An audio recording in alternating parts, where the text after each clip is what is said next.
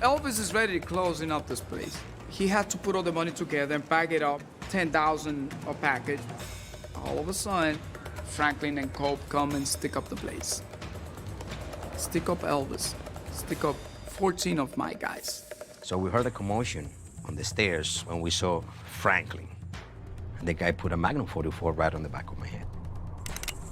The room went quiet because I was just waiting for that pop. Meanwhile, they were just taking everything. It was Christmas time. I was so fucking embarrassed. How the fuck I had people with guns and everything, and these guys made it through. Went all the way upstairs to the 3rd floor. Franklin is a fucking guy who has a drug habit, who don't fucking see no danger. He don't give a shit. He goes to talk to the guy who's backing up my door in front of the building, and he grabs the guy in the door and say, "Open the fucking door. I'm going upstairs."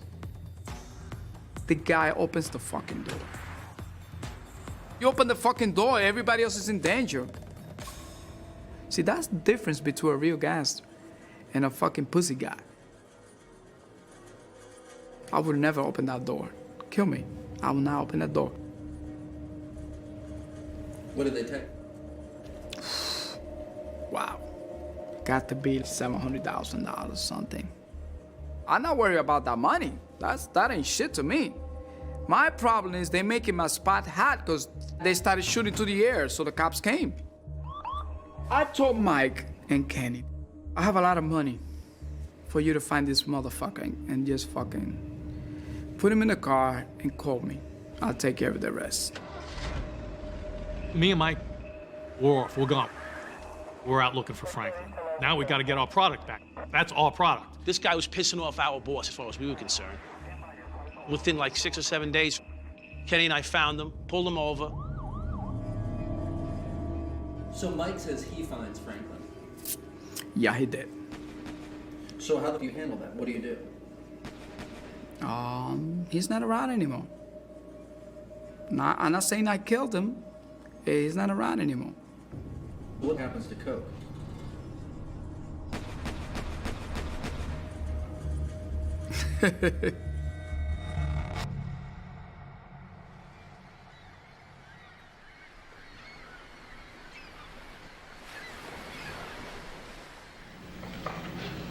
Who did you consider to be your primary employer, in fact, at this point, Mr. Dowd? The department who gave you your shield, or the drug traffickers who were willing to pay you because of it?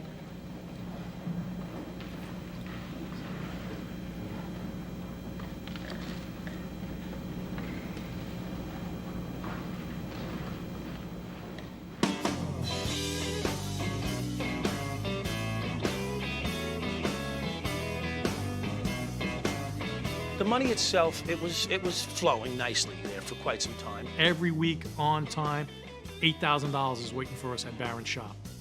So we planned trips around Atlantic City, stopped there with a limousine, and picked it up on the way. Me, my wife, Mike, and his wife, Bonnie, Chicken, his wife. We were counting money in the back seat. The girls were all excited. So it really made you feel like, you know, you're there, you've arrived. My lifestyle was pretty good. Trips, jewelry, vacations, life was good. We were rolling. How important was that New York City paycheck to you at this time? Well, I used to forget to pick it up. Paycheck goes into the bank. Your paycheck pays all your regular utility bills, your mortgage, anything like that. And I had a loan on my Lincoln. There was no reason not to have payments because I had cash to spend on everything else. A vacation, furniture, appliances, you pay for in cash. Kenny and Michael's experiences just brought them closer and closer together. Thought of him as my brother, my best friend. Like many good partnerships, you have to have a yin and a yang. You can't have two exact same personalities. You always let someone take the lead. He let me, and he did the paperwork.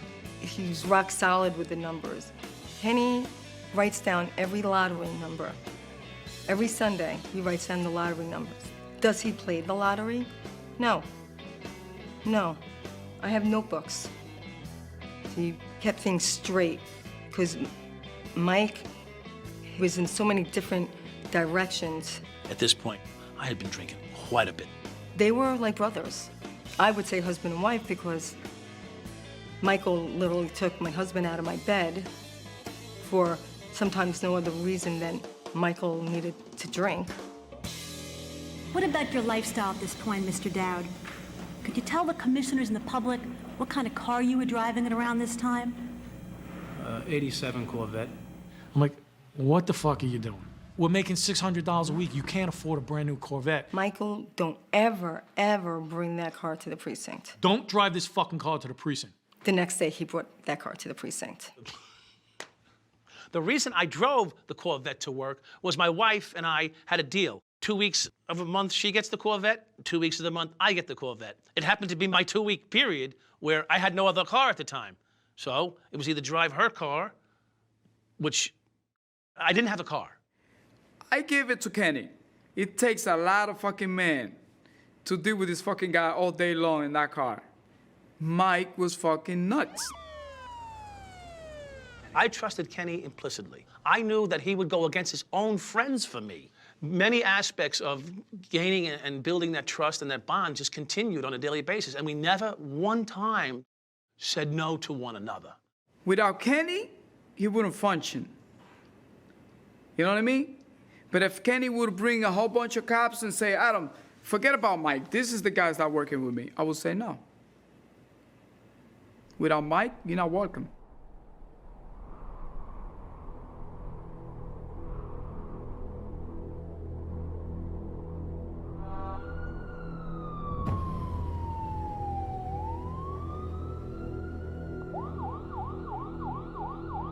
We were the best backup team in the precinct.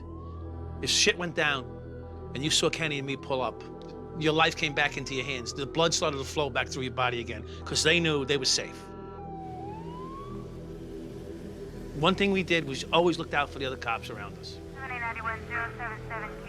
So one night, Kenny and I were doing a 4 to 12.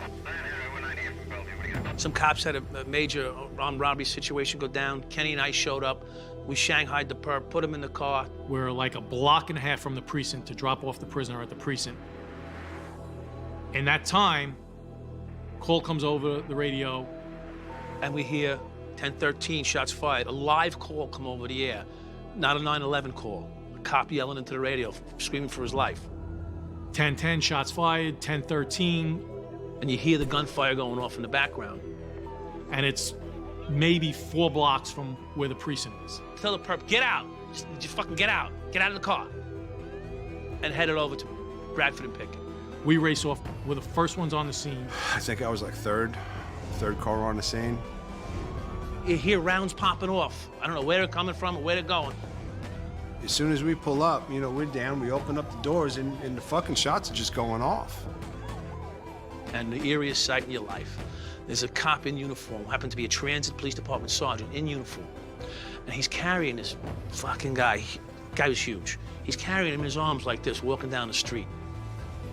We still smell the fucking gunpowder. But all I see is a guy with a body in his hand, and he goes, he's a cop. So, you know, we don't wait for ambulances when the police get shot. Fuck that. Throw him in the back of our patrol car. Guy's legs are sticking out of the car. He was a big guy. And Mike takes off, and I get on the radio telling Central that we're transporting a cop shot to Brookdale Hospital. To get this guy from Pitkin Avenue to Brookdale Hospital was maybe 5-6 minutes. Pitkin to Penn to Linden to Brookdale. I'm on my way. I'm fucking flying now. Lights, no sirens. And I'm trying to close the door. Have them stand by, he's shot in the head. He's got a fucking hole in the middle of his head.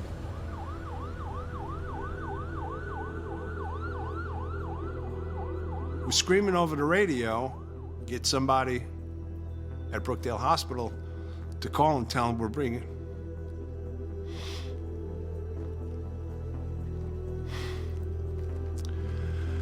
in a wounded cop.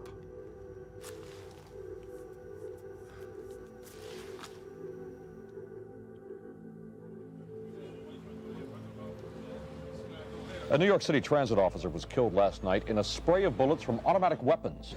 Transit police officer Robert Venable, age 35, on the job with an undercover unit.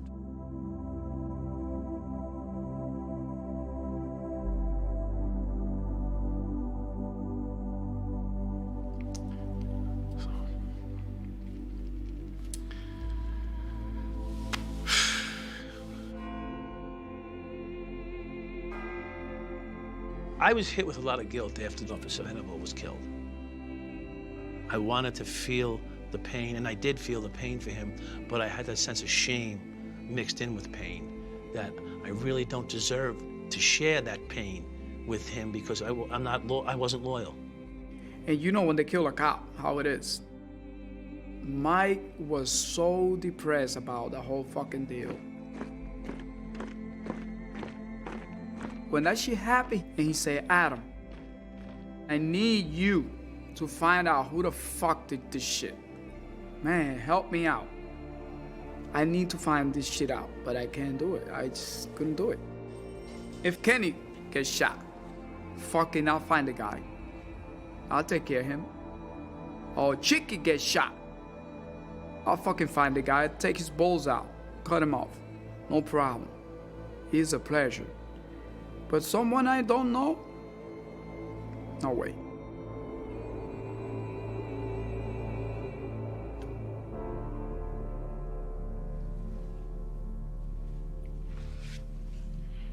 You get worked up telling these stories, you know?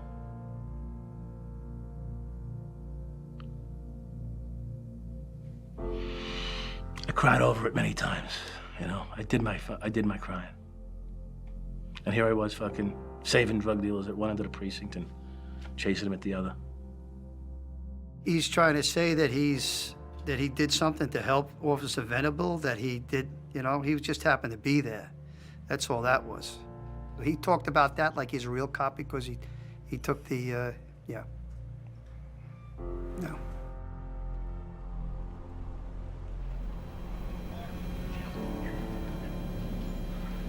So, Mr. Dowd, let me ask the question another way.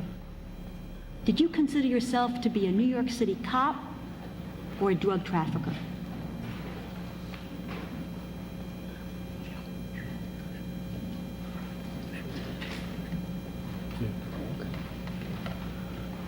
Well, it's both.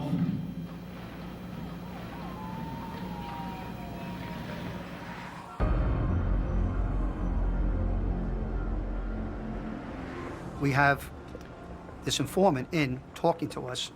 He's giving us really good information. I said, just no lies, and tell us everything. And he said, you don't want to know everything. And I said, what do you mean? Like, you know, of course I want to hear everything.